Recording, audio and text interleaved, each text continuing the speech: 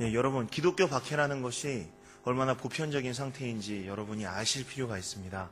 인류 역사상 기독교를 자유롭게 믿을 수 있었던 나라는 그다지 흔치 않아요.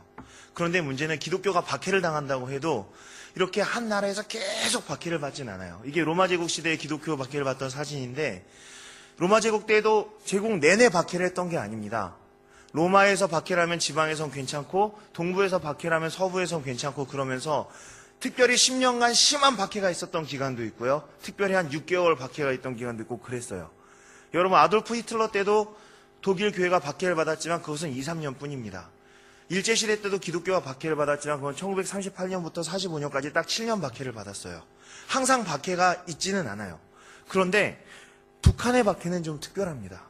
북한은 공권력에 의해서 한 나라 전체에서 도망도 못 가고 끊임없이 70년간 박해를 했다는 거예요. 이런 기독교 박해는 인류 역사상 교회사 전체에 거의 존재하지 않습니다. 그래서 북한에는 40만의 지하교회 성도들이 있고 약 2만에서 3만 정도, 많이 잡으면 5만까지도 어떤 강제 수용소에서 기독교인들이 벌을 받고 있다는 것입니다. 많은 기독교인들이 이미 죽었습니다. 14,000명가량의 순교자가 지금 기록되어지고 있습니다. 그런데 어떻게 해서 북한은 이렇게 오랫동안 박해를 받는가? 하나님께서 왜 자기의 자녀들을 이렇게 오랫동안 박해를 받도록 허용하시는가? 거기에는 이유가 있습니다. 그것은 9월 9일에 일어났던 일들 때문입니다. 9월 9일에 김정일이 집권을 했습니다. 98년도 9월 9일입니다. 그때 김일성 죽고 빡 북한이 열릴 수도 있었는데 안 열렸어요. 그리고 계속해서 고난이 있었습니다.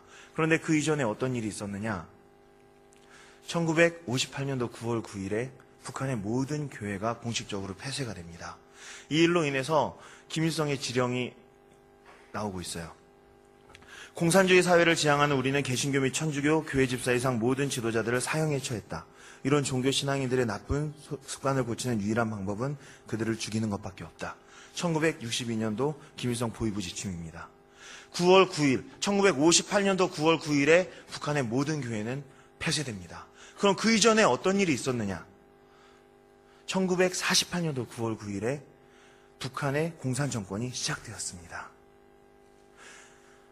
이 일로 인해서 한반도의 비극이 시작됩니다. 그래서 6.25 때 400만의 사람이 죽게 되고요. 90년대에 북한에서 300만의 사람들이 굶어 죽게 됩니다. 인구 2,400만 중에 300만이 굶어 죽는 것은 인류 역사상 유례가 없는 일입니다. 그리고 정치범 수용소에서 기독교를 믿었다는 이유로 또는 공산당에 반대했다는 이유로 약 100명가량이 숙청을 당하게 됩니다. 이것이 48년도 9월 9일부터 일어난 일입니다.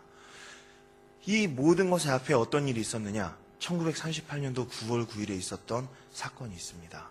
그것은 한국교회가 신사참배를 결의한 날이에요. 하나님께서 역사 속에서 어떤 날짜와 시간을 통해서 때로는 사인을 주시기도 하는 것 같습니다. 1938년도 9월 9일에 한국교회가 신사참배를 결의했습니다. 이것이 신사참배 대상인 천황의 모습입니다.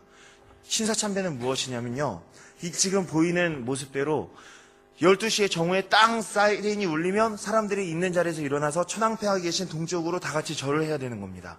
주일 11시 예배 드리다 보면 12시가 되겠죠? 12시에 온 교인이 일어나서 동쪽으로 천황께 절을 해야 되는 거예요.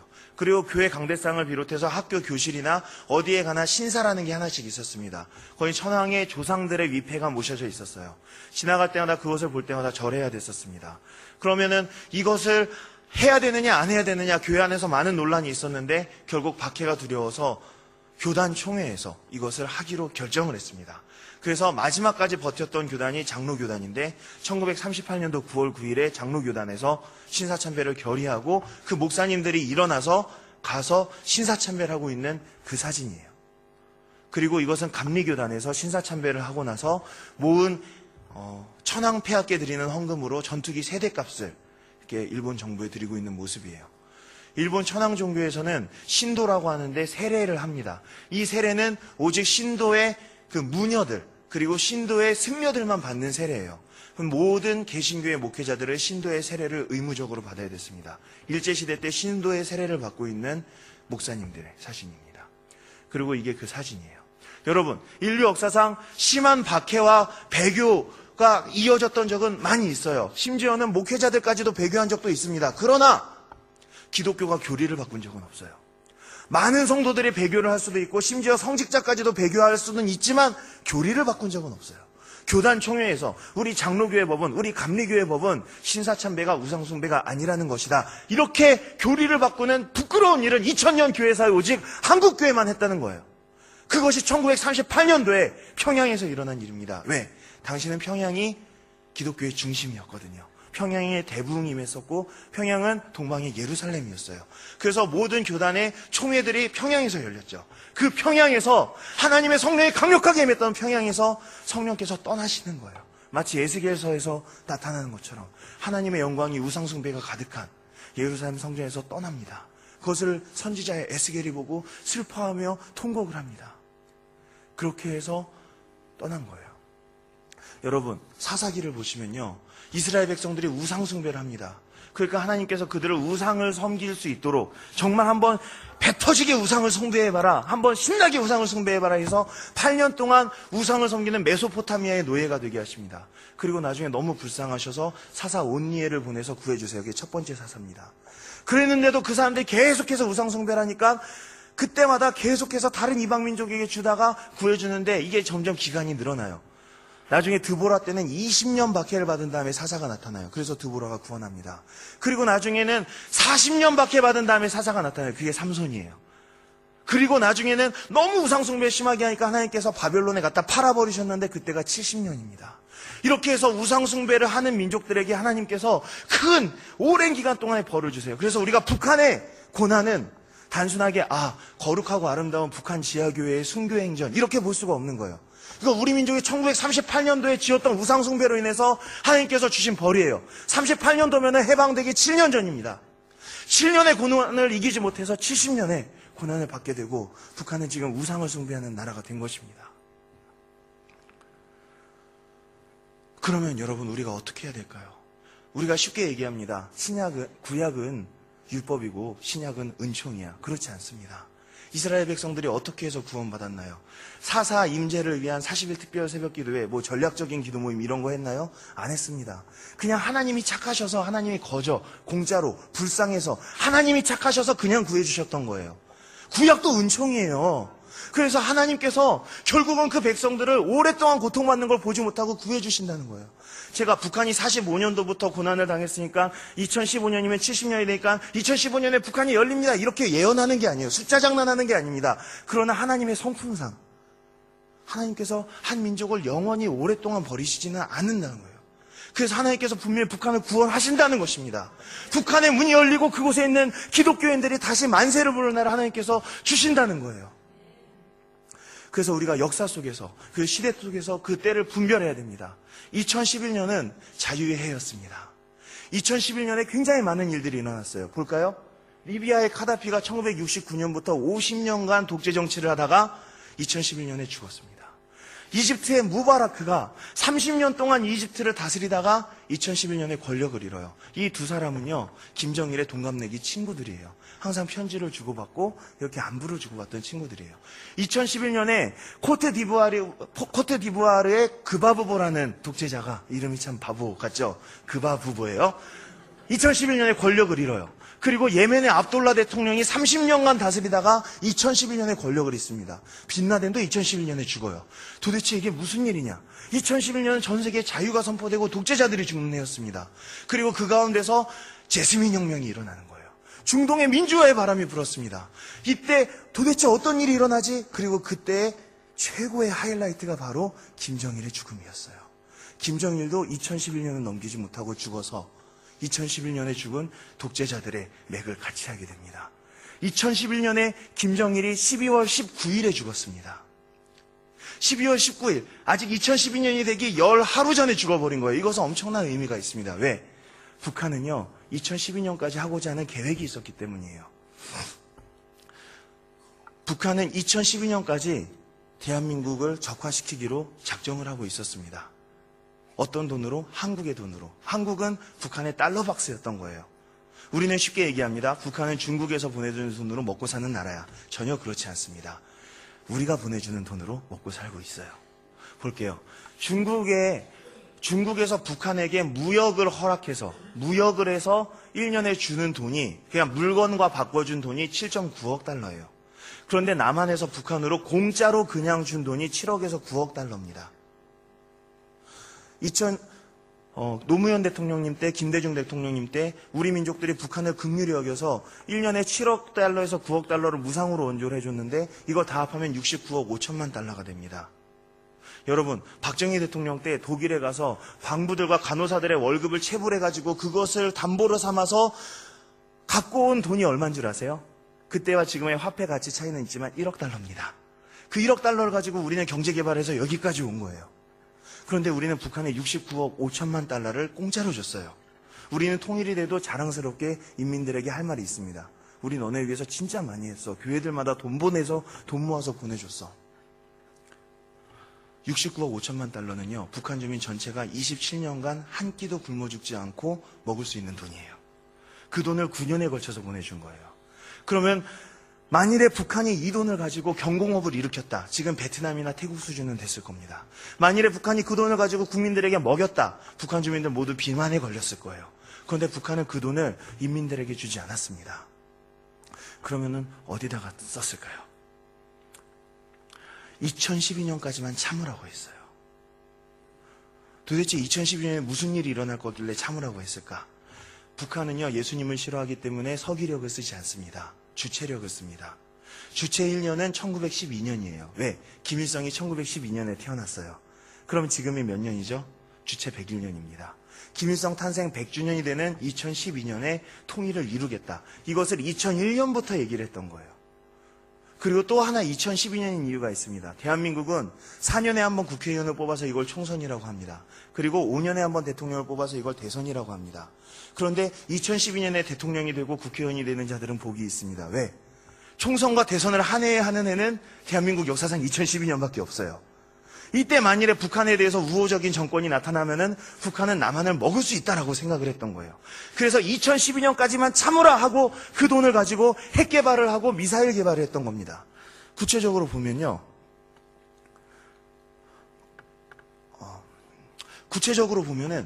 북한은 먼저 핵 개발을 시작을 해요.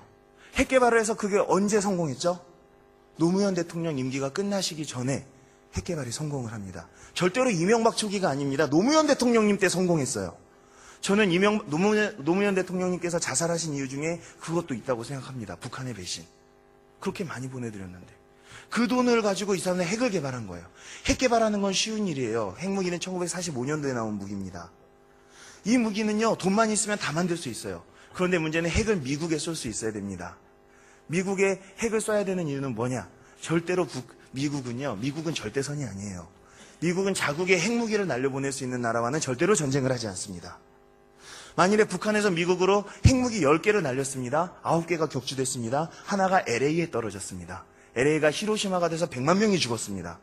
북한도 보복 타격을 당해서 멸망하겠지만 미국도 대통령 끌어내려집니다. 그래서 미국은 절대로 핵을 쏠 수 있는 나라랑 전쟁하지 않아요.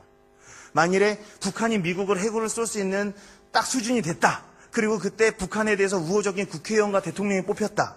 그러면은 주한미군은 철수하는 거예요. 이것이 북한의 계획이었어요. 그래서 2012년까지는 무슨 일이 있어도 핵을 개발해야 된다. 그래서 2006년까지 핵 개발이 완료가 되는 거예요. 그러나 문제는 핵을 어떻게 하면 미국에 보내느냐는 거죠.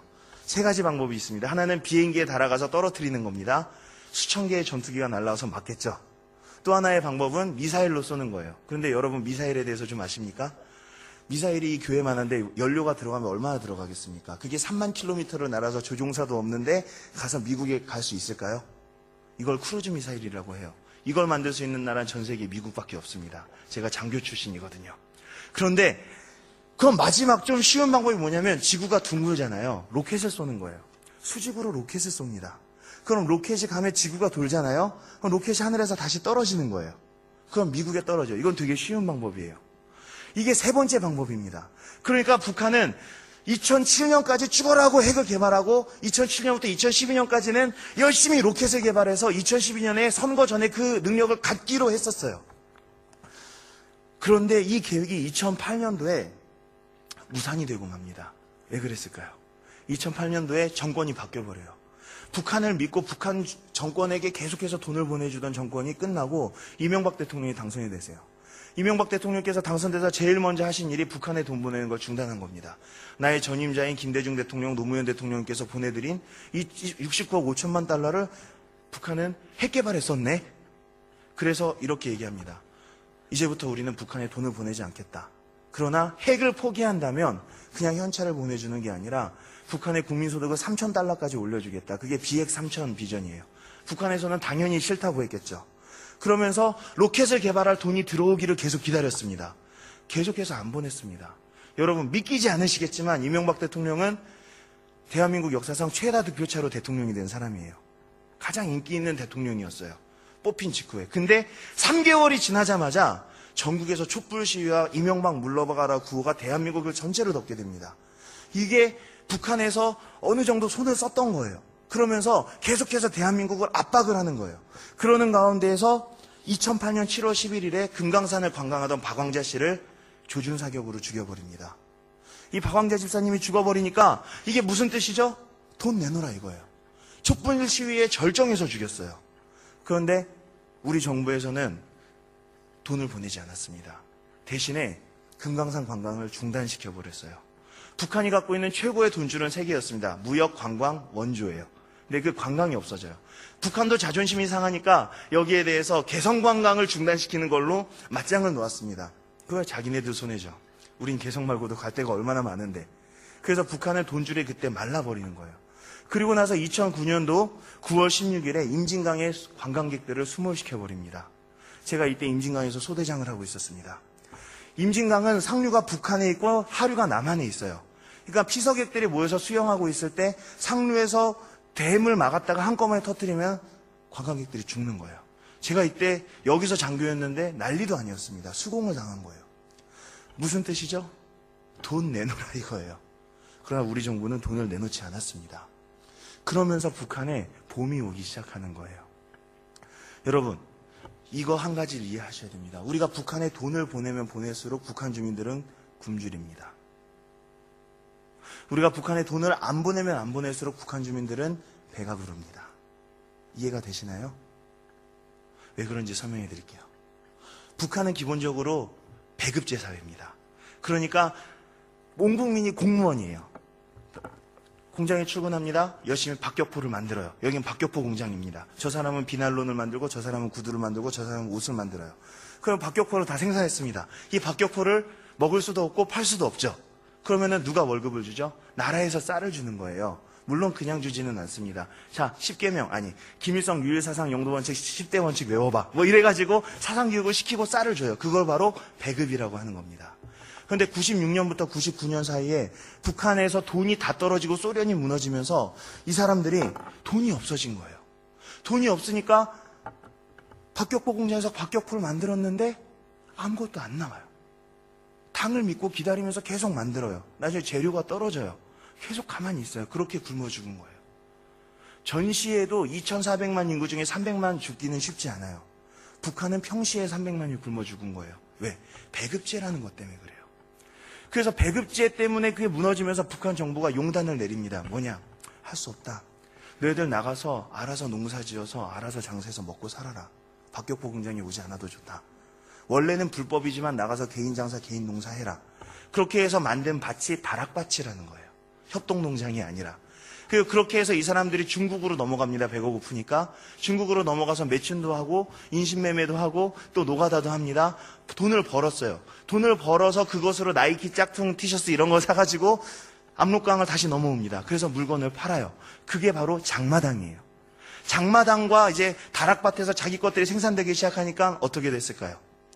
점점 부유해집니다. 왜? 자본주의가 돌아가기 시작하니까 부유해지는 거예요. 그러다가 갑자기 남한에서부터 돈이 들어갑니다. 69억 5천만 달러가 들어가요. 정부 입장에서는 주민들이 잘 먹고 잘 사는 게 좋을까요? 아니면 박격포가 생산되는 게 중요할까요? 박격포가 중요합니다. 그러니까 주민들한테 자, 배급 줄 게 생겼으니까 박격포 공장으로 다시 출근해라 그럽니다. 아니 나는 지금까지 7년 동안 농사를 지어서 이만큼 내 땅을 산속에다가 일구었는데 나는 지금 중국과 신용거래가 이만큼 되고 지금 자산이 이만큼 됐는데 안 돼. 근데 그때 가서 원래 불법이었어. 우리나라 원래 공산주의 국가였거든 하면서 다 때려 엎은 거예요. 그러면서 삶의 터전을 잃은 사람들이 탈북하기 시작합니다. 그래서 탈북자는 2004년부터 2006년 사이에 제일 많이 넘어와요. 그때가 언제냐? 햇볕 정책 절정기예요. 남한에서 돈이 제일 많이 가던 시절에 탈북자가 제일 많이 생겼던 이유는 그거예요. 우리가 돈을 함부로 보내면 그것은 북한의 체제를 유지하는 데 쓰이는 거예요. 탈북자 1000명을 잡고 물어봐도 북한에 돈 보내면 안 된다라고 이야기를 합니다. 그런데 이명박 대통령 정부 들어서 2년 동안 돈을 보내지 않았습니다. 그러니까 배급제가 어떻게 됐을까요? 다시 무너지기 시작하는 거예요. 그러면서 이 사람들이 다시 장마당으로 가기 시작합니다. 다시 장사를 하러 중국을 왔다 갔다 하기 시작합니다. 근데 문제는 지금의 중국은 그 이전의 중국과 다른 거예요. 한류가 넘치는 중국. 완전 경제가 부흥한 중국이었습니다. 그 사람들이 왔다 갔다 하면서 평양 상설시장에 USB가 없어서 못 팔게 되었습니다. 여기에 뭐가 들어있을까요? 한국 드라마, 영화. 최신 영화 한 편이 쌀 2kg에서 3kg가 거래가 되기 시작합니다. 그러면서 북한의 경제가 활성화되기 시작하는 거예요. 정부는 굽는데 경제는 활성화되기 시작하는 거예요. 그런데 북한 정부는 지금 큰일 났죠. 왜? 2012년까지 로켓 개발해야 되잖아요. 그래서 나온 게 뭐냐면 주민들은 돈이 많아졌으니까 주민의 돈을 뺏어서 그걸로 로켓을 개발하면 되겠다라고 생각을 하게 됩니다. 그래서 나온 것이 바로 화폐개혁이에요. 이 화폐개혁은 뭐냐면 지금부터 세종대왕이 들어간 10,000원짜리는 무효입니다. 이순신 장군이 들어간 10,000원짜리를 새로 만들겠습니다. 그러니까 지금까지 갖고 있던 돈은 다 은행으로 갖고 와서 바꿔가셔야 됩니다. 그럼 지금까지 암거래해가지고 모았던 돈들은 다 뭐가 되는 거죠? 은행이 갖고 왔는데 야, 공산주의 국가에서 넌 어떻게 2억 원이나 갖고 있냐? 그럼 어떻게 되는 거예요? 큰일 나는 거잖아요. 그래서 그 화폐 개혁을 하면서 주민들이 많은 재산을 잃어요. 그리고 그 화폐를 개혁했던 사람들도 10대 1로 바꿨는데 인쇄기는 북한 정부가 갖고 있거든요. 100배의 돈을 찍어냅니다. 그래서 북한 주민들이 갖고 있던 현찰은 10대 1의 가치로 폭락을 해버려요. 한마디로 속된 말로 북한 정부가 주민에게서 삥을 뜯은 겁니다. 이렇게 되면서 북한 정부는 로켓을 개발할 수 있는 돈을 다시 만들게 되었어요. 근데 부작용이 일어납니다. 이런 사진들이 전송되어 오기 시작한 거예요. 이게 뭐죠? 잘 보이시나요? 김정일 사진 불태우고 있는 모습입니다. 여기에다 파마 머리도 그려놓고 코스염도 그려놓고 불태우고 있어요. 이건 상상도 할 수 없는 일입니다. 이런 사진도 옵니다. 김정일 얼굴 위에 날강도라고 써놓고 불을 태우고 있는 모습이에요. 2009년 이전에 탈북했던 사람들은요, 그래도 김일성, 김정일에 대한 존경심을 갖고 있어요. 우리나라가 가난해서 내가 탈북한 거지 남한이 좋아서 탈북한 건 아니었어. 김일성을 그래도 존경했었어. 그래요. 그런데 이 화폐개혁 이후에는요, 다른 얘기들이 나오기 시작합니다. 장마당에 경찰들이 와가지고 때려 엎습니다. 그런데 사람들이 경찰들한테 아줌마들이 일어나서 돌을 던지고 욕을 하기 시작합니다. 보위부원들이 와가지고 어떤 사람을 체포해 갑니다. 다음 날 그 보위부원이 야산에서 시체로 발견이 되는 거예요. 이런 일들이 일어나니까 북한 정부가 깜짝 놀라기 시작해요. 쿠데타의 전조가. 이러면서 그때 탈북한 제 제자들은 그런 얘기를 해요. 아침에 출근하면서 김일성 사진에 침을 퇴 뱉고 나가고 들어오면서 잘 있었니? 퇴 하고 들어왔다는 거예요. 이거는 이전 애들과는 정서가 다른 거예요. 화폐개혁 이후로 북한이 민심을 잃으면서 북한이 일으킨 사건이 바로 천안함 사건입니다. 이 천안함 사건을 일으킨 이유는 남한에게 뭐가 불만이 있어서가 아니라 북한의 내부를 단속하기 위해서였어요. 야, 지금 우리가 전쟁의 위협 가운데 있다. 그러니까 북한 주민들이여 장군님 밑에 모여라. 이러기 위해서 터뜨린 거예요. 근데 이게 타이밍이 기가 막혔습니다. 왜냐하면 이때쯤 되면 우리 이명박 장로님께서 신앙심이 다 떨어지셔가지고 좀 큰일 났었어요. 뭐냐면 야, 난 어떻게 집권하고 3개월 만에 시위가 나기 시작해서 아직까지도 시위를 하고 있고 온 세상에서 대통령을 이렇게 못살게 굴 수가 있을까? 안 되겠다. 나도 인기가 좀 필요하다. 그래서 정상회담을 추진하고 있었어요. 정상회담을 하면 인기가 올라가겠죠. 이 정상회담을 하려면 뭐 해야 됩니까? 북한에 돈을 몇십조 원 또 갖다 줘야 되겠죠. 그래서 그 돈을 보따리 싸고 있었어요. 싸고 있는데 쾅 소리가 나서 뒤돌아보니까 천안함이 가라앉고 있는 거예요. 제일 황당했던 건 이명박 대통령과 청와대입니다. 왜?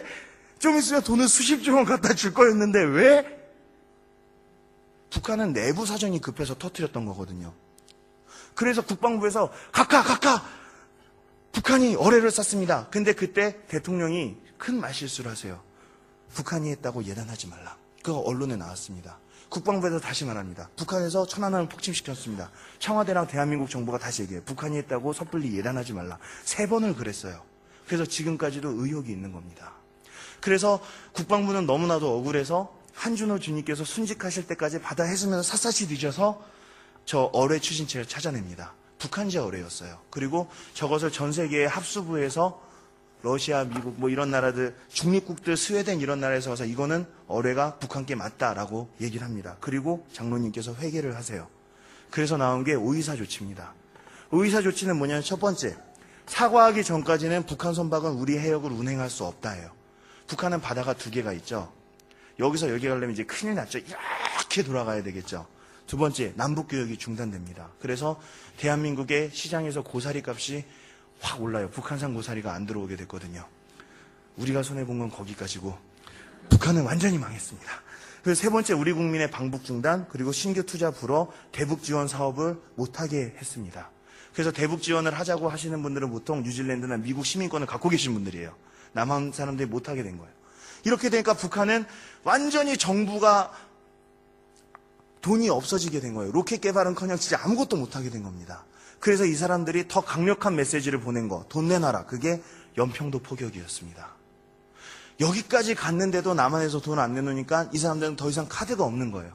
그리고 그때 이런 일이 일어났습니다. 구호나무가 불에 탔습니다. 여러분, 구호나무가 뭔지 아십니까? 모르시죠? 제가 한국의 유수의 명문대학교 북한학과에 가서 물어봤는데도 학생들이 몰랐습니다. 그러니까 여러분 모르셔도 됩니다. 구호나무는 뭐냐면요, 김일성이 옛날에 항일 독립운동을 안 한 것 같은데 했다고 치고 하실 때, 김일성이 독립운동을 할 때 가끔 조선에 들어와가지고 칼로 나무꾼이 많이 올라온 산에다가 몇 시에 어디에서 집결, 대한독립 만세 뭐 이런 것들을 적었었대요. 그러니까 한마디로 문자 메시지죠. 근데 그것들을 했었던 나무들이 구호나무예요. 그러니까 1970년대 어느 날, 이미 해방된 지 30년이 지났을 때 김일성이 장군들을 모아놓고 말합니다. 우리가 옛날에 항일 무장 투쟁을 할 때 그때 우리가 구호나무라는 걸 만들었었지. 예? 만들었잖아! 예, 만들었죠! 네, 만들었습니다. 그러니까 그것들을 찾아서 혁명의 성지로 삼아야겠다. 다음 달에 3,000개가 발견됐어요. 가짜죠? 그러면 그 나무들은 지금 어떻게 관리가 되고 있는가 보시는 바와 같습니다. 저 나무들은 아르곤가스라는 걸 가득 채운 방탄유리 튜브에 넣어줘서 한 나무를 1년 관리하는 데 드는 비용이 1억 원입니다. 그런데 문제는 아직도 살아있는 나무들도 있어요. 짜증나게. 그럼 그 나무들은 비를 맞고 햇빛을 받을 수 있도록 위에는 구멍을 뚫어놓고, 방탄유리 이렇게 모기장처럼 구멍을 뚫어놓고, 그리고 계속 나무가 자라는 거에 따라서 더 떼야 되겠죠. 그렇게 2명씩으로 하면서 나무를 지킵니다. 과학자들이 상주하고 군인들이 지켜요. 그렇게 해서 3,000개의 나무들이 그렇게 해서 지켜지고 있는 거예요. 북한에서 평양에 있는, 요즘엔 돈도 없어서 못하지만 옛날 같으면 우리 수학여행 가자 그러면 어떻게든 뇌물을 내서 수학여행을 빠질 수 있으면 좋겠다 그래요. 왜? 수학여행이 뭐냐면요, 완전 군장을 메고 전교생이 백두산까지 행진에 걸어가는 거예요. 천리행군. 텐트에서 잠을 자면서 혁명의 노래를 부르면서 목총을 메고. 재밌겠죠. 그렇게 해서 걸어서 완전 거짓골이 돼가지고 백두산에 도착하면은 먼저 만경대 김일성 생가를 보고, 그리고 나서 더 올라가서 저 구호나무를 보는 거예요. 그러니까 저거는 메카 성지예요. 이슬람의 메카와 마찬가지입니다. 저 구호나무가, 한 번에 구호나무가 있는 산에 산불이 났어요. 군인들과 김일성을 충성한 사람들이 가서 막 물을 뿌리고 하다가 결국은 구호나무가 불에 탈 것 같으니까 어떻게 했는지 아십니까? 10몇 명의 사람들이 구호나무를 끌어안고 다 같이 타 죽었어요. 이것을 북한에서 구호나무 영웅이라 그래요. 그런데 그 구호나무가 2010년 12월 30일에 북한 주민들의 세 차례에 걸친 시도 끝에 30그루가 완전히 방화되어 전소되어 버립니다. 이것은 한두 명이 술 취해서 할 수 있는 게 아니에요. 적어도 1개 중대 이상의 조직적으로 훈련된 사람들이 할 수 있는 일입니다. 이것이 조선일보의 쫓기사로 하나 나왔어요. 그래가지고 이럴 수가, 아무 신문과 아무 텔레비에도 제대로 나오지가 않는 거예요. 무슨 도라로방 하나 불탄 것처럼. 그래가지고 제가 탈북자 친구들한테 물어봤습니다. 야, 어디에 있는 구호나무가 불탔대. 그러니까 애들이 벌떡 일어나더니 사도신경전 막 외우기 시작해요. 저 우가 기뻐하라 백두산 정일봉에 광명성 나셨다면서 막 자기 동네에 있는 구호나무의 구절들이에요. 다 외워서 시험 봤던 거예요. 이게 불탔단 말입니까? 북한은 다 망했다는 뜻입니다. 청와대에 수류탄 터진 것보다 더 심한 일인 거예요. 북한의 민심이 완전히 떠나고 북한의 정권의 주민 통제력이 바닥까지 떨어졌을 때가 바로 2010년입니다. 그리고 나서 2011년에 어떤 일이 일어나느냐? 김정일이 죽어요. 사망 발표가 12월 19일에 있었습니다. 저는 그때 탈북자 애들을 모아서 집에서 고기를 먹고 있었어요. 굽고 있는데 김정일 죽었다는 뉴스가 났어요.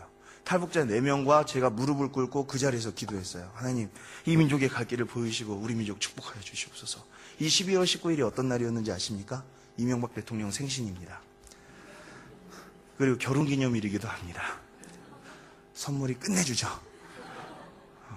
그리고 올 대선이 12월 19일이에요.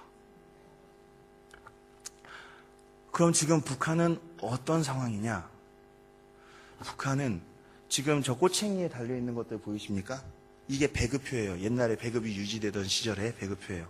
666과 마찬가지로 이 배급표가 없이는 사지도 팔지도 못했습니다. 이걸 갖다가 꼬챙이에 끼워놓고 저기 쌀을 무게를 담아서 받아가는 거예요. 그런데 이 배급제도가 어디까지 무너졌느냐? 88%는 배급을 받지 못하고 있습니다. 그러면 지금 북한의 상황은 어떤가?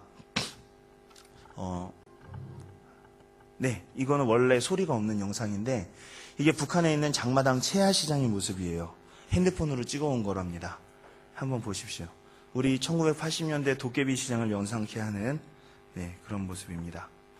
북한에서는 그럼 어떻게 해서 사람들이 먹고 사느냐? 배급을 12%밖에 못 받잖아요. 나머지 사람들은 일단 중국에 갑니다. 그래서 중국에서 일을 해요. 그래서 중국에 지금 가 있는 북한 사람의 수는 30만 명 정도예요.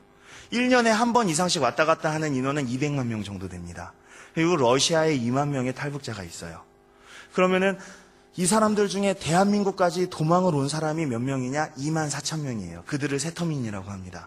그러면은 이 북한 사람들이 200만 명이 맨날 중국을 왔다 갔다 하면서 뭘 하냐? 북한에서 안 만드는 거, 짝퉁 나이키 테이프, 짝퉁 나이키 운동화 이런 것들을 사가지고 보따리를 갖고 두만강을 넘어오는 거예요. 갈 때는 수영해서 몰래 갔지만 올 때는 뇌물을 내고 당당하게 돈을 벌었으니까 걸어 내려오는 거예요. 그러면 걸어와서 먼저 이제 압록강, 두만강 북쪽에 여기에서 500원에 팝니다. 그러면 여기서 산 사람이 더 남쪽으로 내려가서 700원에 파는 거예요. 그럼 여기서 산 사람은 더 남쪽으로 내려가서 900원에 파는 거예요. 여기서 산 사람은 더 남쪽으로 가서 1100원에 팝니다. 이게 쭉 내려가는 거를 북한 말로 달리기라고 합니다. 이 달리기 경제를 통해서 나머지 사람들 먹고 사는 거예요. 그럼 이 달리기의 종점은 어디냐? 평양이 아니라 평양은 특별 여행증이 있어야 들어갈 수 있기 때문에 그 앞에 역이 평성역이에요. 그럼 평성에는 완전 엄청난 그 장터가 형성이 됩니다. 그럼 평양 사람들이 메이드 인 코리아가 갖고 싶다.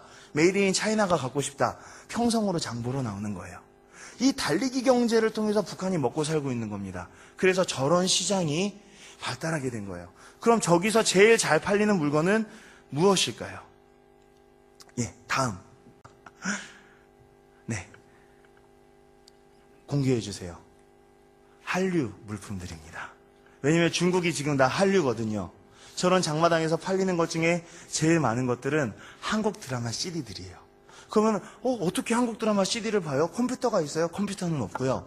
집집마다 요만한 CD 플레이를 불법으로 갖다가 달면은 거기서 한국 드라마가 나오는 거예요. 얼마나 쉬워요. 불법으로 복제해서 나와서 팔면 되는데. 그리고 또 국경 지역에서는 안테나를 길게 하면은 중국에서 하고 있는 한류 드라마들이 잡혀요. 중국어 자막과 함께 나오는 한국어 드라마들. 근데 자막 필요 없죠. 말이 통하니까. 그걸 보는 거예요. 그러면 얘네들이 그 드라마를 보면서 완전 뿅 가는 거예요. 왜? 북한 텔레비를 보면 위대한 어버이스령 김일성 수령께서는 오늘도 트랙터 공장을 현지 지도하시면서 130%나 향상시킨 정명적인 노고에 지하를 하시었다. 막 이러는데 딱 한국 드라마 딱 뜨면 오빠 완전 애간장이 녹는 거죠.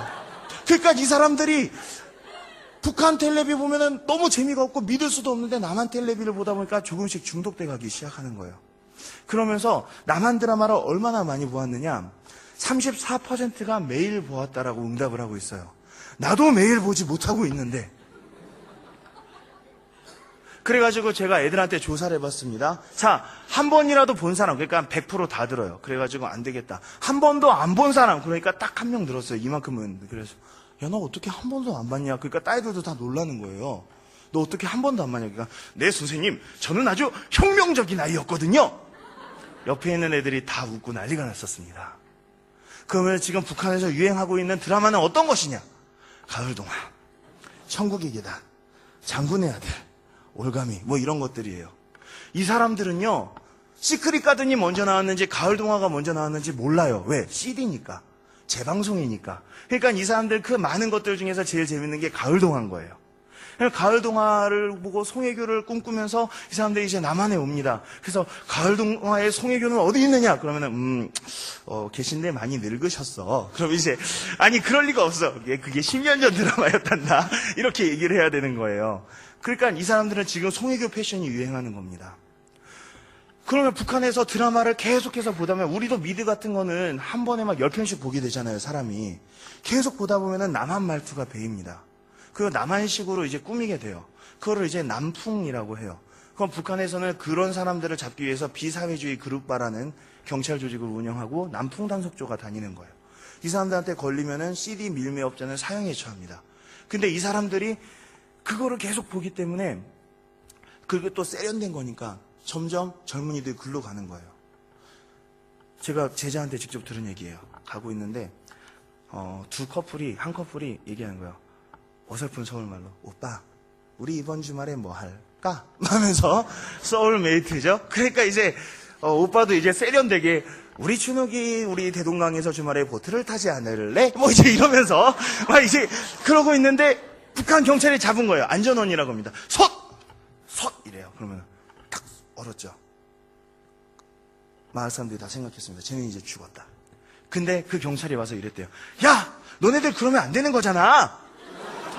자기도 압수한 걸 너무 많이 봤기 때문에. 그래서 사람들이 웃다가 결국 걔네들이 이게 살았다는 거예요. 그렇게까지 북한은 지금 드라마로 도배가 되어버렸습니다. 그리고 더 놀라운 사실, 핸드폰 가입자가 100만 명이에요. 그건 여러분은 생각했죠. 아, 평양에 있는 돈 많은 사람들이 핸드폰이 있나 보다. 아니에요.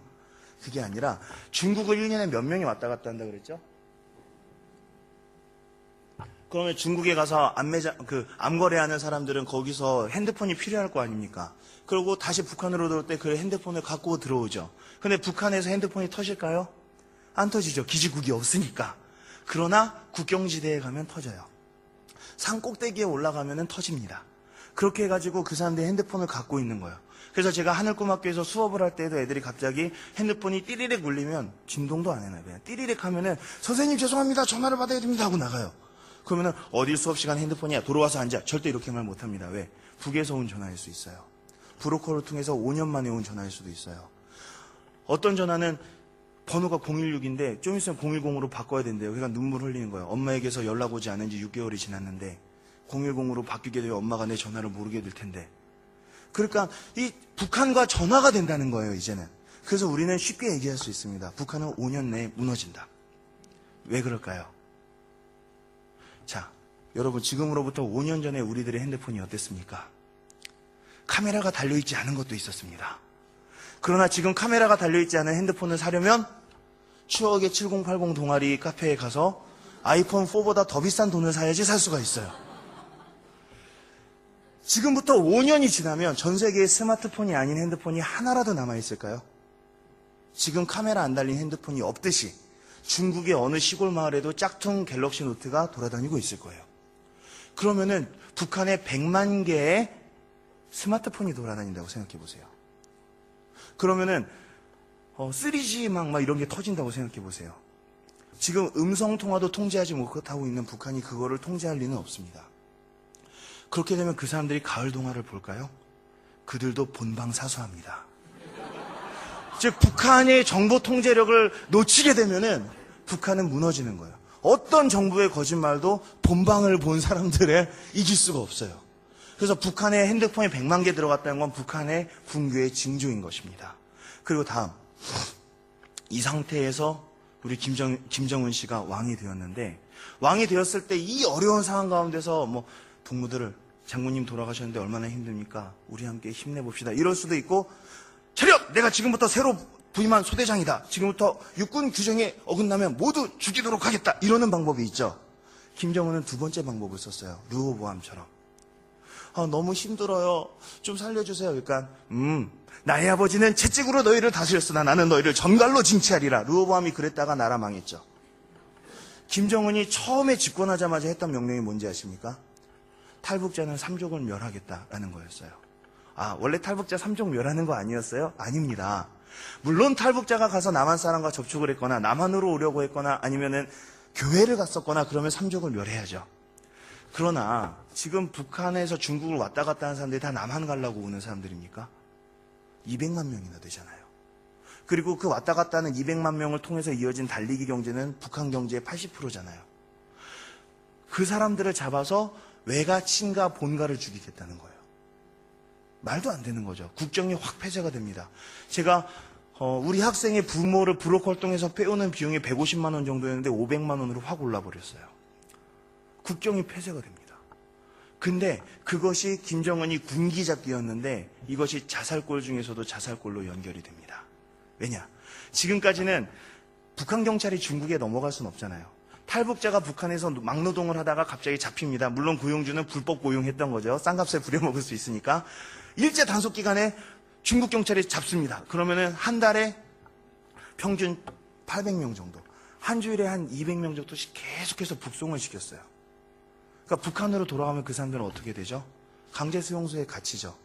그 강제 수용소에서 죽기도 하지만 또 살아서 풀려나기도 하고 또 다시 일하러 나오기도 하고 그랬어요.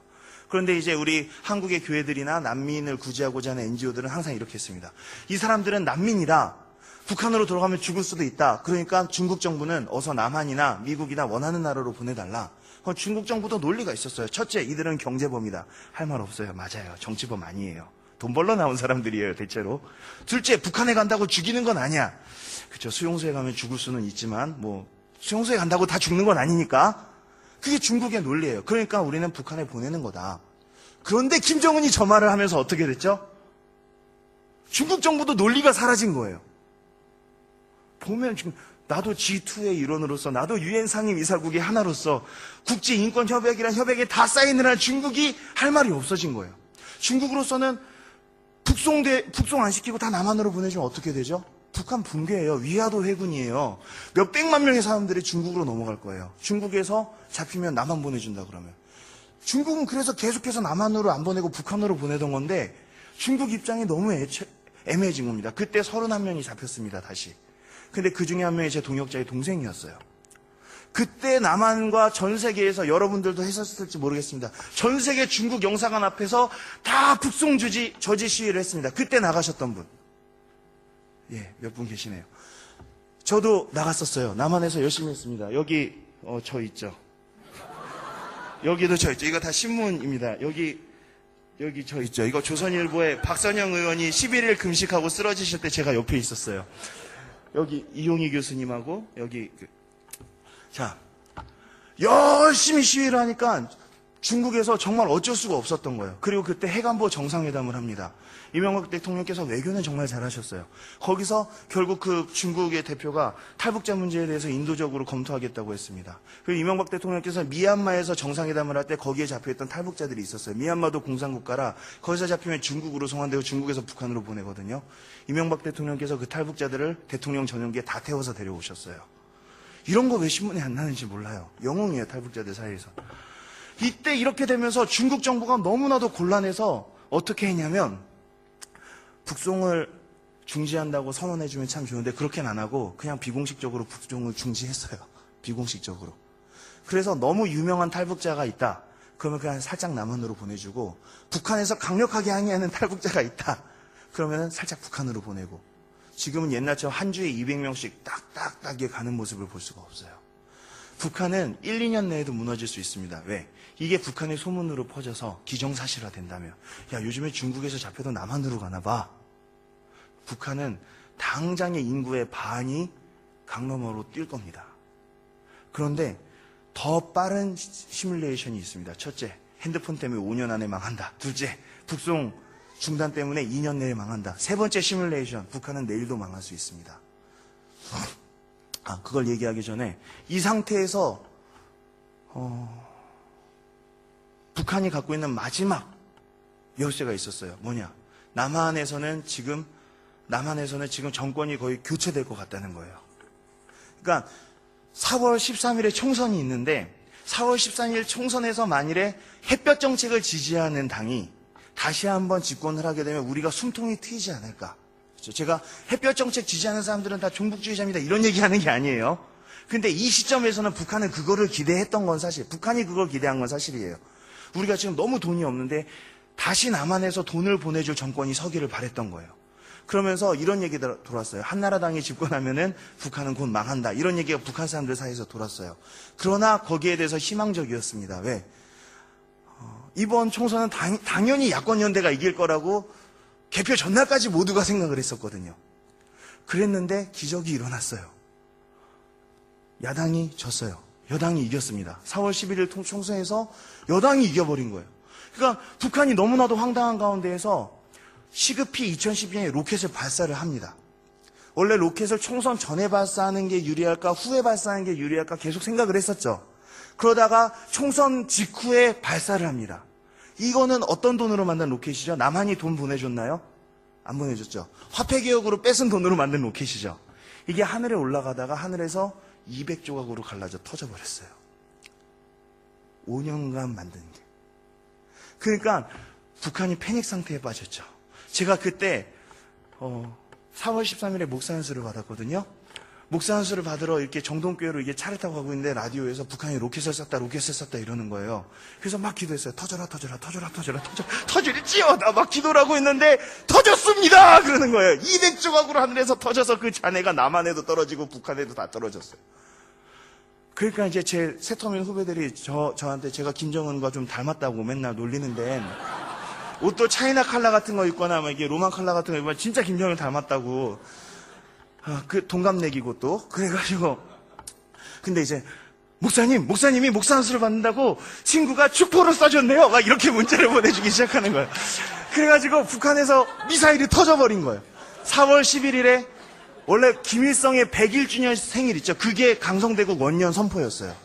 4월 15일이 김일성 태어난 날이거든요. 그럼 어마어마한 퍼레이드를 하죠. 그러니까 이거예요. 4월 11일에 총선에서 야당이 이기고 그리고 4월 13일에 로켓을 해서 미국에 대한 핵타격 능력을 전 세계적으로 인정을 받은 다음에 4월 15일에 군사 퍼레이드를 하면서 김일성 탄생 100주년 하면서 강성대국이 실현되었다. 되게 무섭죠. 그때쯤이면 지금 저 여기 없었을 수도 있어요. 근데 4월 11일에 실패, 4월 13일에 로켓이 터져버린 거예요. 북한에서는 4월 15일 행사를 하는 게 참 눈물겨웠겠죠. 선포할 게 없잖아요. 그런데 그 4월 15일 행사에서 어마어마한 게 나타납니다. 뭐냐? 크루즈 미사일이 나타나요. 아까 전에 두 가지 방법이 있다고 했죠. 하나는 로켓, 하나는 미사일. 미사일이 나타나니까 더 놀란 거예요. 왜냐하면 구구단을 못하고 인수분해를 할 수 없잖아요. 로켓같이 쉬운 걸 실패하면서 크루즈 미사일을 개발하는 건 불가능한 일이에요. 근데 북한이 4월 15일에 크루즈 미사일을 가지고 빰빰빰빰 하고 나온 거예요. 그래서 전 세계의 분석가들이 달려들어서 보니까 종이로 만든 미사일이었어요. 그러니까 저게 어떤 거냐면은 그 식당에 가면은 그 플라스틱으로 되어 있는 짜장면이나 뭐 탕수육 같은 거 있잖아요. 이게 종이로 만든 마네킹이었던 거예요. 진짜가 아니었던 거예요. 사진을 분석해 보니까. 무슨 얘기죠? 북한은 가지고 있는 카드를 다 썼다는 거예요. 이제 더 이상 북한이 버텨나갈 방법이 없습니다. 그럼 김정은 체제가 오래 갈 수 있을까? 닮았나요? 이게 김일성이 죽었을 때의 김정일의 표정이에요. 슬퍼 보이지만 담담합니다. 근데 김정일이 죽었을 때의 김정은의 표정은 막 너무 무서워하고 많이 울었어요. 세계 언론 앞에서. 얘는 지금 방법이 없는 거예요. 이 20대에 원래 얘가 82년생이라고 나랑 동갑이라고 박박 우기는데 실제로 84년생입니다. 왜 82년생이라 그랬냐면은 김일성이 1912년생, 김정일이 1942년생이니까 얘는 82년생에서 날짜를 맞추려고 그런 거예요. 실제로는 84년생이에요. 저보다 어려요. 근데 이 84년생, 이 30도 안 된 애가 통치할 능력이 없잖아요. 그러니까 얘 대신에 통치하고 있는 게 이 사람 누구죠? 장성택입니다. 고모부예요, 고모부. 그런데 북한은 한 번도 선거라는 걸 거쳐본 적이 없는 나라예요. 뭐냐? 권력이 바뀔 때 피보라가 몰아쳐요. 수많은 사람이 죽어야 됩니다. 아버지에서 아들로 권력이 갈 때도 수많은 사람들이 죽었어요. 대숙청이 일어났어요. 아빠와 아들이 서로 사랑했는데도. 자, 그럼 지금 권력을 갖고 있는 장성택에서 김정은으로 권력이 넘어갈 때 김정은도 점점 커리어가 쌓일 테니까 평화롭게 넘어갈 수 있을까요? 그게 불가능하다는 걸 누구보다 잘 알고 있는 건 저 장성택이에요. 왜? 자기가 바로 김일성에서 김정일로 넘어갈 때 김정일의 측근으로서 식총을 지휘했던 사람이기 때문이에요. 그래서 북한은 결코 평화적으로 안정적으로 이게 승계가 될 수 없는 체제예요. 그리고 이분이 있습니다. 이분 꼭 뵙고 싶어요. 이분 슈퍼마리오를 닮은 이분 누구시기죠? 김정남. 아세요? 김정남? 네, 김정일의 큰아들이에요. 김정은의 형이에요. 이 사람은 지금 마카오에 싹 숨어 있으면서 계속해서 방언받은 사람처럼 말을 하고 있어요. 3대 세습은 전 세계의 조롱거리라는 둥. 김정일 아버지께서도 3대 세습을 바라지 않으셨다는 둥. 천안함은 북한이 한 게 맞다는 둥. 뭐 맞아 죽을 소리를 계속하고 있어요. 그런데 특별한 보호하심으로 살아있어요. 그래서 북한에서 계속 죽이려고 하는데 중국이 보호해요. 왜? 중국이 보기에도 북한은 언제 무너질지 몰라요. 그때 혹시 대타로 쓸 수 있을까 해서 중국 경찰이 보호하는 거예요. 북한이 흔들리기 시작하는 것 중에 하나가 군대입니다. 저게 리영호와 최룡해 그리고 김정은인데요. 저 사진을 찍은 다음에 며칠 후에 최룡해 장군이 이영호 장군을 죽여버립니다. 북한에서는 9명의 군단장이 있는데 그중에 6명이 김정은 통치 시작하고 1년이 안 돼서 6명이 숙청을 당했어요. 그리고 저 리영호라는 장군이 죽을 때에는요, 호위병 20명이 총격전을 했습니다. 지금 북한의 군대가 흔들리고 있어요. 북한은 내일도 무너질 수 있습니다. 여러분, 지금 북한에서 배급을 받고 있는 게 몇 %라 그랬죠? 네, 못 받는 게 88%면 받을 수 있는 게 그게 바로 군대입니다. 왜냐면 군인들은 장마당에서 장사를 하거나 중국에서 밀무역을 하거나 뭐 농사를 짓거나 할 수 없잖아요. 그러니까 배급이 끊어져도 다른 사람들은 장마당에서 한국 드라마를 보면서 잘 살 수 있어요. 장마당이 있기 때문에 집단 아사는 사라졌습니다. 장마당이 있기 때문에 꽃제비나 요덕 수용소에 있는 사람들 빼고는 사실 그렇게 굶지 않아요. 그런데 우리가 북한 정부로 막 돈을 무분별하게 보내면 장마당이 사라지는 거예요. 다시 공장이 도는 거예요.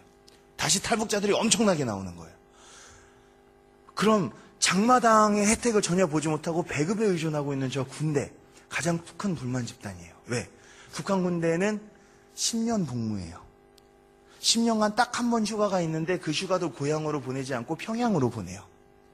그리고 군대에서 배급을 얼만큼 주냐면 하루에 옥수수 300g을 준다. 요만큼이에요. 라고 했는데 제가 탈영병 출신 제자한테 물어봤거든요. 아무개야, 정말 300g밖에 못 받았니?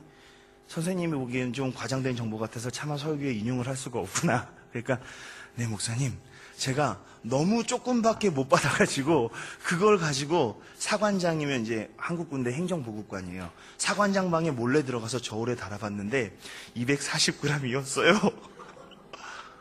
240g이었다 그랬어요. 300g이에요. 300g. 저거 먹으면 사람이 살 수 있을까요? 그래서 북한 군대는 지금 이런 상황입니다. 보병사단 120명에서 10명이 탈영한 상태예요. 기계화 부대 100명을 비상 소집을 했더니 10명도 안 모였습니다. 왜? 20%는 침대에 누워 있었고 식량을 구하러 나간 자가 20%, 공사장에 아르바이트를 하러 간 게 20%, 무단 외출이 20%. 그래서 10명이 모인 거예요. 신병 교육을 시작할 때 65명이 있었는데 끝날 때는 18명만 수료했다고 합니다. 북한군에서 5%에서 10%는 탈영병입니다. 북한군은 굶주리고 있는 군대예요. 그러니까 이 탈영병들은 도대체 어디로 가느냐? 고향으로 못 가잖아요. 너무 멀잖아요. 그러니까 탈영병들은 마적이 되는 거예요. 북한군의 10%면 10만 명이거든요. 10만 명의 마적, 북한 말로는 토비라 그래요. 토비. 이 사람들이 총을 들고 길거리에서 사람들에게서 물건을 뺐습니다. 이게 지금 북한의 현실이에요. 그래서 우리는 북한은 군대 때문에 내일도 망할 수 있다라고 얘기합니다. 왜? 우리나라가 만일에 무정부 상태가 되면 제일 먼저 전기가 끊길 겁니다. 그리고 라면 값이 오를 거예요. 뉴질랜드가 만일에 갑자기 무정부 상태가 되면 사냥총 값이 확 오를 거예요. 그렇죠? 북한이 무정부 상태가 되면 배급이 먼저 끊깁니다. 근데 배급이 끊긴다는 게 다른 사람들한테 별 차이가 없어요. 근데 군대에겐 엄청난 거예요. 그거 먹고 있었는데 그게 끊기는 거예요. 북한은요, 루머가 굉장히 많이 도는 사회예요. 제가 아이들과 수업을 하고 있는데 김정일이 죽었다는 SNS가 와가지고 막 쉬는 시간에 뛰어가 봤는데 사실 무근이었대요. 포털에 떴었어요. 그런 일이 2번 있고 난 다음에 진짜 김정일이 죽었어요. 뭐냐면 24,000명이 남한에 있고 100만 명이 중국에 있기 때문에 지금 북한에서 오는 루머들은 굉장히 확실한 루머들이에요. 그런데 1년도 안 됐는데 김정은 죽었다는 거 포털에 벌써 3번 떴습니다. 다 사실 무근이었지만 3번이나 떴어요. 이건 북한 사회가 굉장히 이런 루머, 실제로 김정은이 총이라도 한 방 맞았거나 감기 걸려서 누웠는데 헛소문이 들어서 와병 중이시다 뭐 이렇게 되거나 뭐 이런 게 잘못하면은 당장 무정부 상태가 옵니다. 그러면은 배급이 끊기겠죠. 그럼 배급이 끊긴 군인이 할 수 있는 일은 뭐겠습니까? 남한으로 도망오는 거예요. 그런데 어떻게 남한으로 도망을 오겠습니까? 철조망이 육중에다가 전방에서 근무를 해보면 알겠지만 거기에 부비트랩과 지뢰밭이 쫙 있는데 넘어올 수 있어요. 왜? 시온의 대로가 뚫려 있어요. 김대중 대통령님 때 금강산으로 하이웨이를 뚫어놨습니다. 노무현 대통령님 때 개성으로 하이웨이를 뚫어놨어요. 거기는 부비트랩도 지뢰도 철조망도 없어요. 한 2, 3km만 뛰면 되는데 훈련된 군인한테 그건 아무것도 아니에요. 다만 총을 들고 있는 애들이 지키고 있다는 것뿐인데 걔네가 뛰는 거예요. 그러면은 걔네가 남쪽으로 뛰면 북쪽에서 남쪽으로 총을 쏠 수는 없거든요. 그건 도발이거든요. 그럼 남쪽에서 있는 군인들이 그들을 보호하는 뉘앙스라도 취해주면 당장 500명, 1000명 내려올 수 있어요. 북한군이 배급이 끊기고 배급인 상태에서 몇 명만 내려오기 시작하면요. 지금은 평양에 있는 사람이 탈북하려고 그래도 중국으로 해가지고 동남아시아로 해서 오는데 만일에 육로가 뚫려버리면요. 당장 다음날 민간인 10,000명 내려옵니다. 동독이 그렇게 해서 하루아침에 무너졌고요. 북한도 내일 망할 수 있어요. 이번에도 노크 기순한 병사 있죠. 왜 넘어왔습니까? 군대가 너무 개판이었던 거예요. 그리고 거기에서 너무 배고팠던 거예요. 언제든지 넘어올 수 있는 거예요. 8월 15일에 광복이 되기 전날 8월 14일까지 아무도 내일 광복될 줄 몰랐어요. 오늘이 8월 14일일 수도 있어요. 우리가 그래서 그것을 위해서 기도해야 되는 겁니다. 그래서 북한은 평화적으로 내일도 무너질 수 있는 체계라는 거예요. 그러나 우리가 한 가지 장애물이 있습니다. 무엇이냐? 통일을 바라지 않는 남한 사람들이에요. 남한 사람들은 대체로 통일을 바라지 않아요. 제 제자가 어느 고등학교에 가가지고 북한 전통놀이를 가르치다가 너무 상처받고 펑펑 울면서 왔어요. 그리고 자기는 북한으로 돌아가겠다고. 그러면서 엉엉 우는 거예요. 그래서 왜 그러냐 그러니까 그 학교에 가니까 뚱뚱하고 핸드폰도 좋은 거 쓰는 잘 먹는 애들이 통일되면 가난해지니까 통일 안 했으면 좋겠다고 그러는 거예요. 자기 엄마 아빠도 그렇게 얘기했다는 거예요. 그러면서 하나님께서 계시면 어떻게 그럴 수가 있냐면서 물어요. 여러분, 통일이 왜 무섭죠? 편의점에서 아르바이트 하면 1시간에 5,000원 받는데 갑자기 북한 애들이 와서 나는 2,000원만 줘도 일하겠습니다. 그래서 내 일자리 다 뺏어가고 노가다 하루 뛰면 10만 원 주는데 갑자기 북한 애들이 와가지고 나는 3만 원만 줘도 일하겠음 막 이러고 막 북한 난민들 와가지고 걔네들 먹여야 돼서 갑자기 세금 막 2배로 오르고 그럴까봐 통일이 싫은 거잖아요. 여러분, 통일이 돈 벌려고 하는 겁니까? 우리가 북한에 굶어 죽고 얼어 죽는 사람들, 살아서도 지옥같이 살다가 죽어서도 지옥에 가는 사람들, 그 지옥에 불을 끌 수만 있다면 우리 주머니에 털고 우리의 모든 것을 털어서 할 수 있어야죠. 그런데 사람들이 돈 때문에 통일 안 됐으면 좋겠다고 하는 거예요. 은도 내 것이요 금도 내 것이라 이는 여호와 하나님의 말씀입니다. 그런데 여러분들이 워낙 돈에 대해서 관심이 많으시기 때문에 돈에 대해서 얘기를 해보겠습니다. 여러분, 통일 비용은 3단계로 듭니다. 1단계, 북한에 있는 모든 사람들이 한 명도 굶어 죽지 않아야 됩니다. 그럼 어떻게 해야 되게요? 1년에 60만 톤에서 80만 톤의 쌀과 보리를 보내주면 됩니다. 그게 얼마큼이게요? 노무현 김대중 대통령님 때 매년 그만큼 보냈었어요. 물론 그게 인민에게 안 갔지만 보내다 안 보낸 거 다시 보내면 되니까 전혀 문제가 되지 않아요. 우리나라에서 쌀값 통제한다고 막 바다에 쳐넣거나 막 소말리아 같은 데 무료로 갖다 주는 쌀이 그만큼 될 겁니다. 이거는 아무 문제가 없는 거예요. 추가 비용 없어요. 2단계, 사람이 떡으로만 살 것이 아니에요. 우리가 그들의 인심을 잡아야 됩니다. 김일성이 처음 나라를 세울 때 처음 했던 연설이 이것과 이것을 인민에게 주겠다고 했어요. 그리고 김정은도 이것과 이것을 주겠다고 했어요.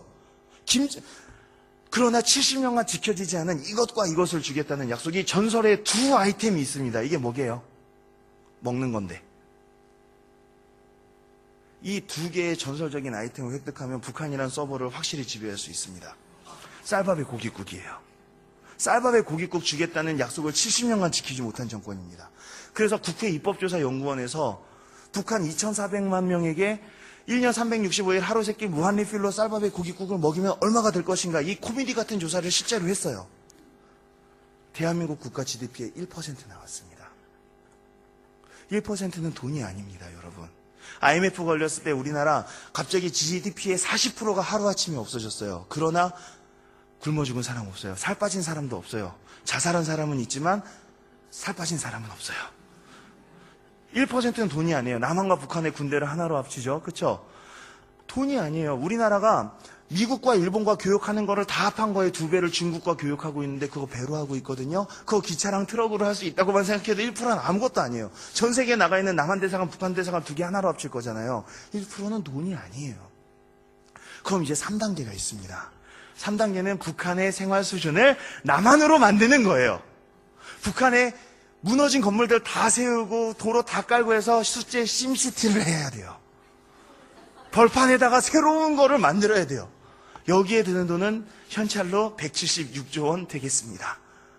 나라가 망하겠죠.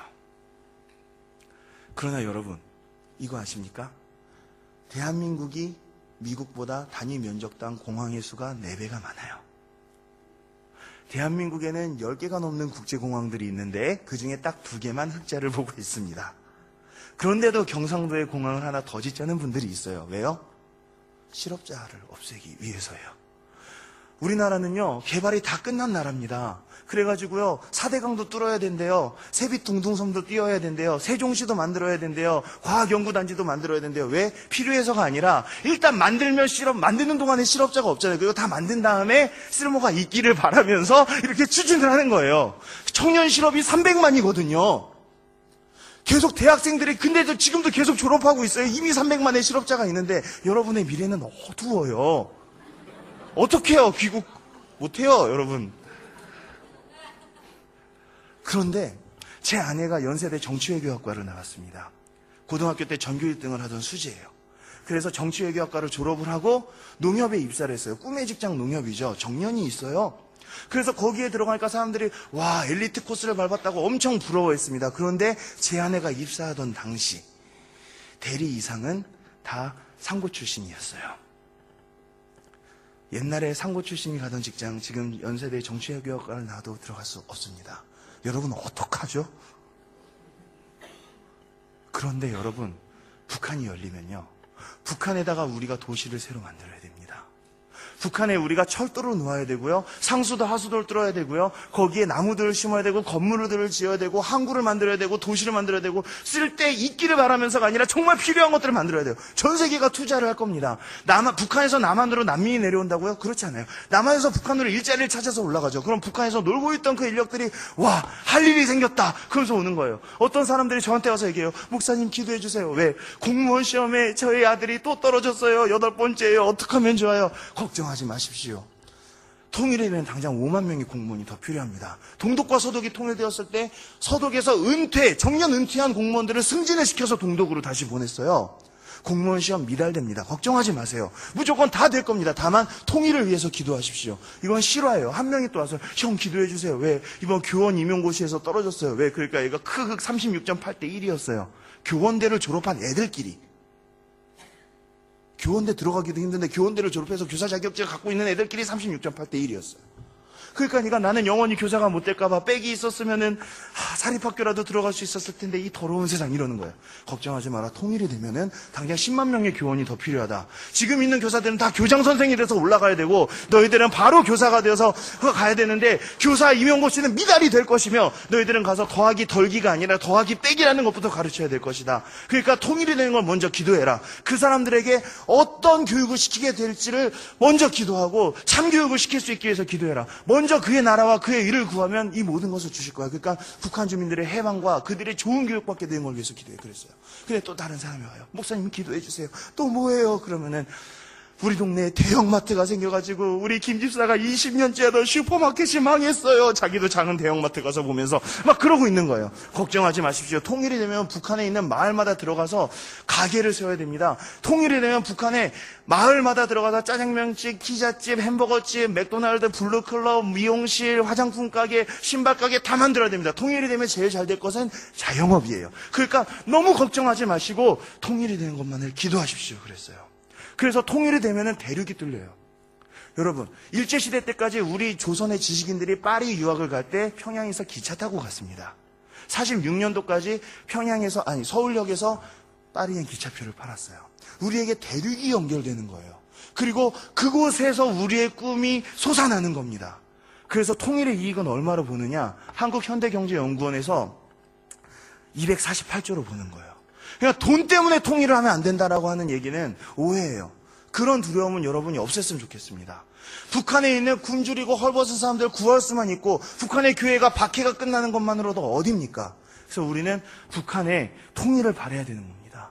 게다가 북한에는 굉장히 많은 자원이 있어요. 세계에서 철광석이 제일 많은 나라가 브라질입니다. 그런데 북한에 그 4분의 1이 매장되어 있습니다.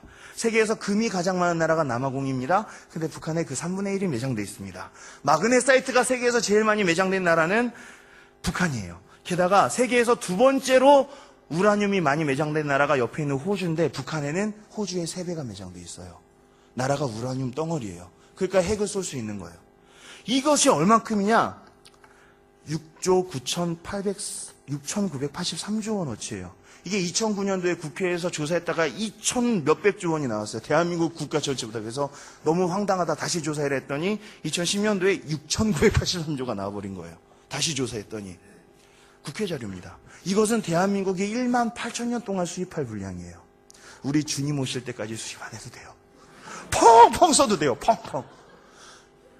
우리는 통일을 돈 때문에 두려워할 필요는 없어요. 우리는 그것을 알아야 됩니다. 여러분 꿈을 꾸셔야 됩니다. 저 기차들 보세요. 저 철목과 나무들이 일제시대 때 깐 거예요. 저거 그대로 쓰고 있는 게 북한이에요. 저 민둥산들 보십시오.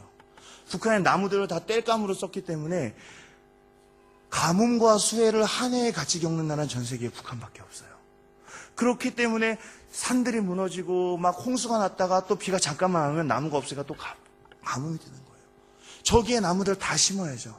우리가 가서 저기에 자연까지도 회복을 시켜줘야 됩니다. 땔감을 떼기 때문에 저렇게 연기가 나는 아궁이를 지피는 저 북한의 마을의 사진이에요. 청년 실업이요. 우리 저기다가 냉난방 다 설치해야 되는데 청년 실업이요. 30년 동안은 사라질 것입니다. 여러분의 미래는 밝아요. 그래서 여러분 88만 원 세대 워킹 푸어 막 자기들이 되게 진보적인 척하면서 자기들은 인세로 먹고 살면서 입술에 권세가 있는데 이런 말들 퍼뜨리면서 기득권에 대해서 증오하는 것을 무슨 정의감으로 착각하게 만든 이 사람들 따라가지 마세요. 저도 젊지만 우리들은 저 대륙을 횡단할 세대입니다. 우리들은 골든 제너레이션이에요. 통일의 세대예요. 우리는 절대 굶주릴 세대가 아니에요. 우리가 북한을 열고 정말 넓은 비전, 내 스펙이 아니라 정말 하나님 저들을 구해주십시오. 그런 것이 우리의 기도 제목이 될 때 하나님께서 이 모든 것들을 우리에게 더해주신다는 거예요. 토익 점수 몇 점 이런 걸 갖고 기도 제목이라고 내밀고 있습니까? 나의 비전은 9급 공무원입니다. 그게 비전이냐고 제가 목사로서 청년들에게 항상 얘기하는 거예요. 나는 교사가 되고 싶어요. 왜? 내 정년이 보장되고 방학이 있으니까요. 그게 젊은이가 할 소리냐는 거예요. 옛날에 유학을 오고 이민을 가던 사람들은 청운의 꿈을 품고 우리 조국을 살리자고 하는데 지금은 나만 해서 할 게 없어서 요즘에는 한 번쯤 어학연수를 해야 혀가 굴러간다지. 그게 유학의 이유입니까? 여러분 한국에서는요 패친의 1촌이면 다 아는 사람이에요. 그러니까 사장님 때문에 연락 짱나 한마디 문자를 페이스북에 남겼다가 그것이 다음날 사장님의 귀에 들어가는 사회예요. 그러니까 사람들이 참 답답해요. 너무 좁아요. 자살률이 세계에서 제일 높은 나라 중에 하나가 됐어요. 그러나 통일이 되면 다릅니다. 짜증나. 그러면요 일단 차를 타고 달려요. 하루만 달리다 보면은 시베리아가 나오는 거예요. TSR 계속해서 달려요. 막 밟어. 막 경찰도 없어요. 막 밟다 보면은 바이카로스가 나와요. 바다같이 넓은 바이카로스가 나오는 데서 야 사장님 때문에 짜증이 나! 한 다음에 스트레스가 확 풀렸는데 안 돌아가고 좀 더 달려. 그러면 몽골 구원이 나오죠. 그리고 저런 길들을 막 달리다가 보면은 창밖에서 저런 게 나는 거예요. 저 많은 사람들이 우리를 기다리고 있어요. 우리가 대륙의 민족이 되는 거예요. 그러면 우리가 그것이 그냥 기분만 좋은 일이냐? 아니에요. 우리가 몽고로 출장 갔다 오고요. 중국으로 가가지고 물건 사고 우리가 경제의 중심이 되는 거예요. 그런데 우리에겐 더 큰 비전이 있습니다. 뭐죠?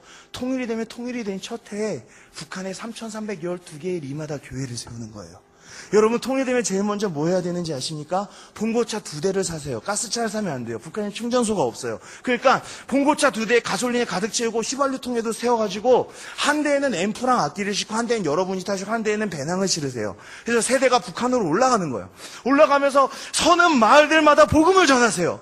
그러면은 여러분들은 세상에 비치기 때문에 여러분들의 스타크래프트 SCB가 가는 데마다 어두운 맵이 밝아지듯이 여러분들이 북한의 땅마다 가면서 빛을 전하는 거예요. 그러면은 북한의 지하교회에 숨어있던 성도들이 나와서 여러분들을 환영할 겁니다. 결코 우리가 빈 땅으로 가서 복음 전하는 게 아니에요. 3,312개의 리마다 교회를 세우려면 목회자가 너무 많이 필요하다고요? 목회자가 어딨냐고요? 걱정하지 마세요.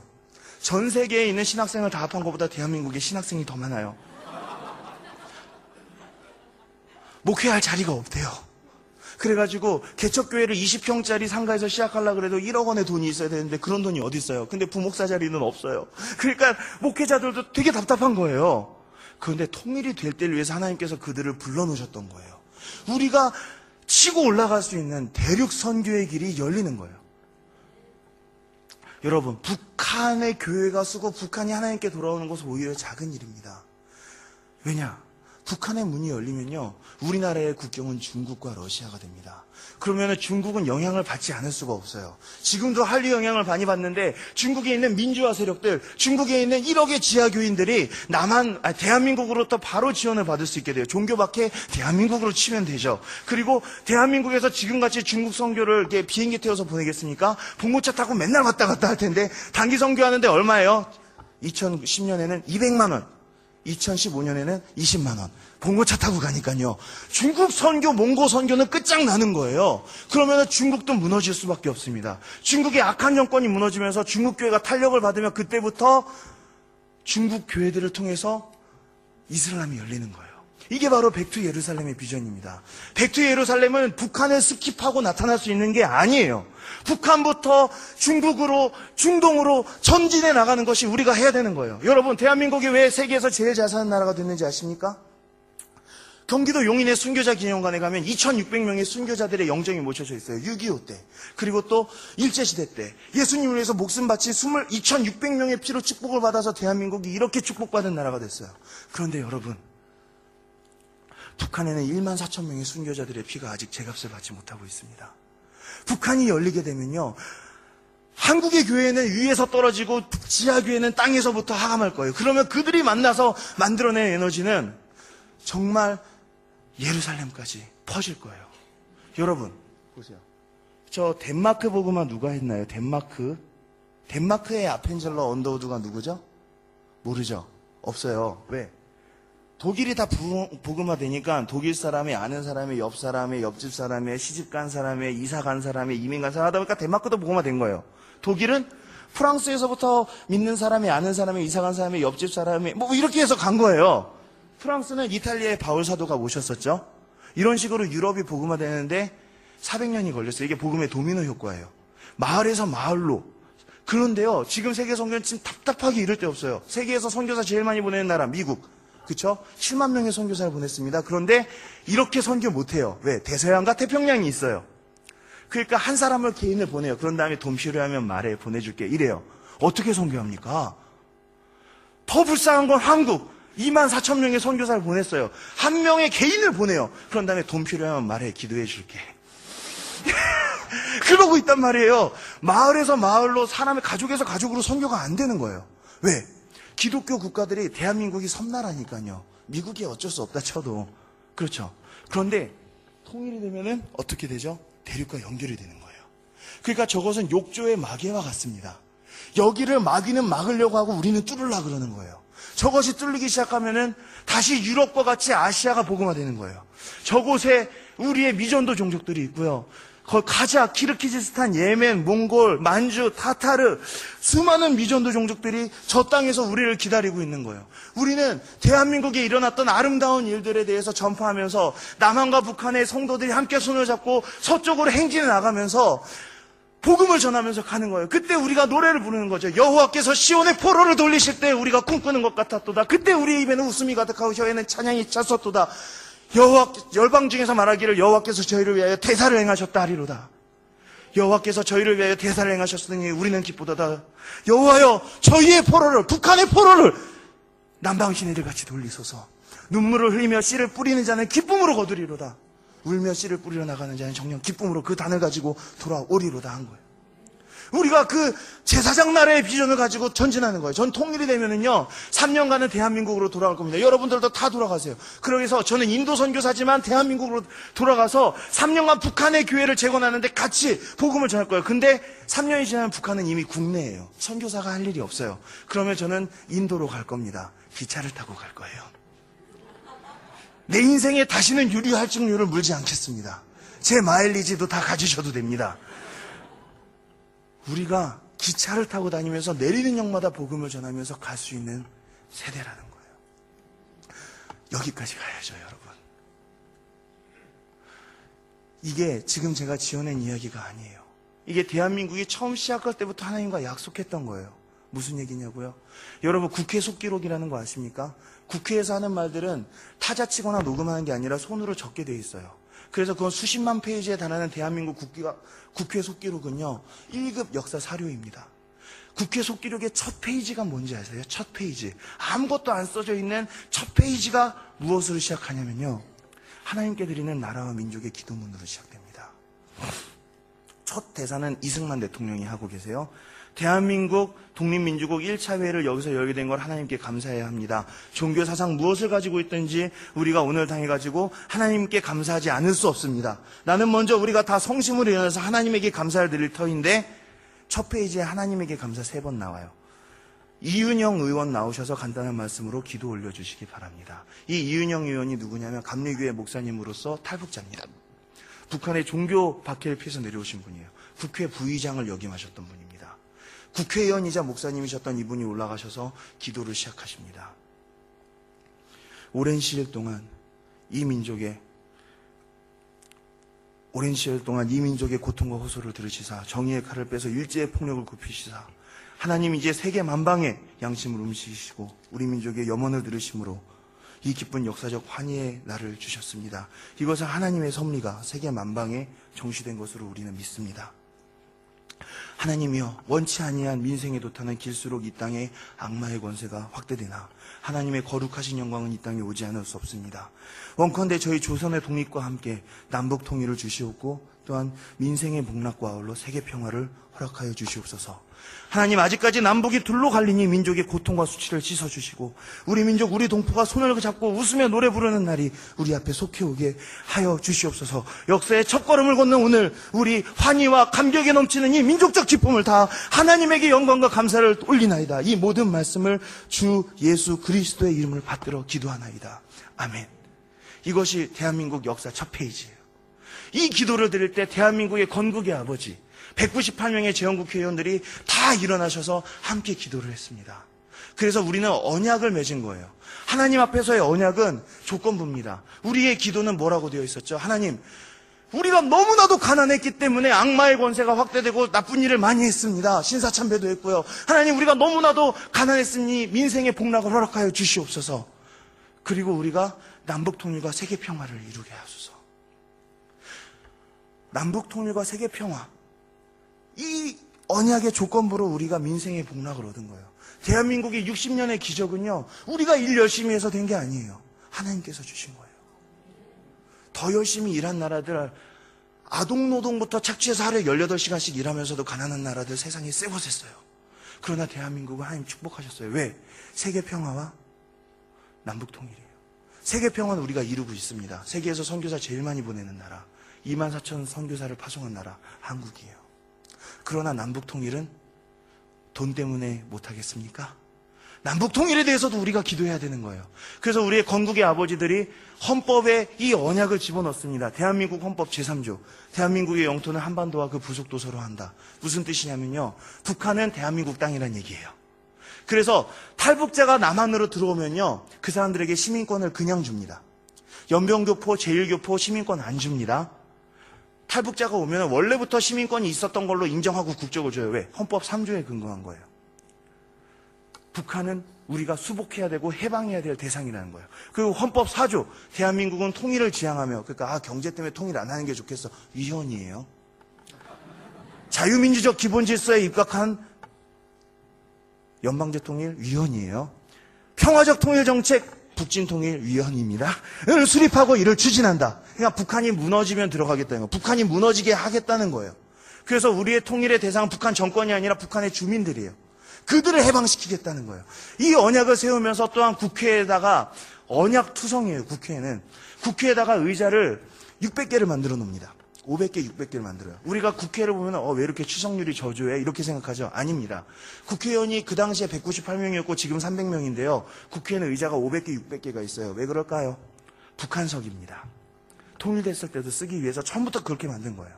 그런데 2012년 총선 이후로 최초로 북한석이 찼어요. 한나라당 비례대표로 조명철 의원이 탈북자로서 그 자리를 채우게 된 거예요. 그래서 지금은 엘리야의 때처럼 주의 말씀이 성취되고 주의 종 모세의 때와 같이 언약이 성취되기 시작한 거예요. 북한석이 처음으로 찼어요. 탈북자가 국회의원이 됐습니다. 그리고 우리가 하나님의 나라를 위해서 전진하기로 이 2012년을 하나님께 올려드려야 되는 것입니다. 우리가 북한이 곧 열릴 것을 믿어요. 이분이 바로 이윤영 목사님의 사진이에요. 북한으로 우리가 가면은 정말 저주받은 땅이라는 걸 볼 수가 있습니다. 왜냐면요, 바로 남한만 하더라도 같은 품종의 옥수수를 같은 비료를 써서 심었는데 옥수수 알갱이가 맺는데 바로 북한으로 올라가면 우리가 보내준 씨앗을 우리가 보내준 비료를 뿌려서 심었는데 옥수수 알갱이가 요만하대요. 땅이 저주를 받은 거예요.